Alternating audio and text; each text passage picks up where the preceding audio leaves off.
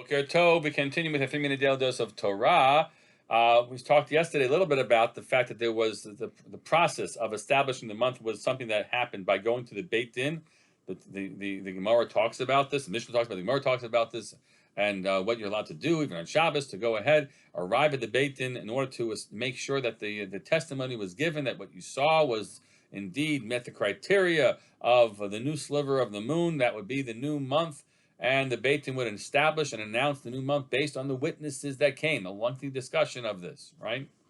Rabbeinu Hananel here makes an interesting comment. He says, "Kviyut hachadashim eina el al pi cheshbon, lo pi riyat halavana." You should know that in the end, tachlis, bottom line, the establishment of the months is not done by. It was only done by calculation and not by the seeing of the moon. And he talks about the fact they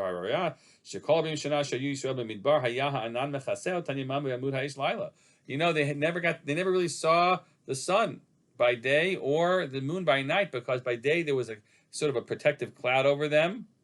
Okay, I wouldn't have gone that far at all to presume that they actually didn't see the sun, but that they were kind of protected from all the UV rays or the intensity of the sun.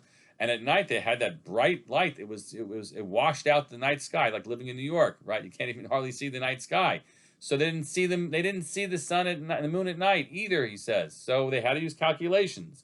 Now, what's he pushing here? We certainly know the sages describe that tachlis, bottom line, that they did carry out Kiddush Hachodesh based on testimony when they could. So when you can't, you use cheshbon. When you calculations, when you can, you would. So the notations here on the Rabbeinu Hananel, who is an early commentary, is to say lehotzi mishitat hakaraim.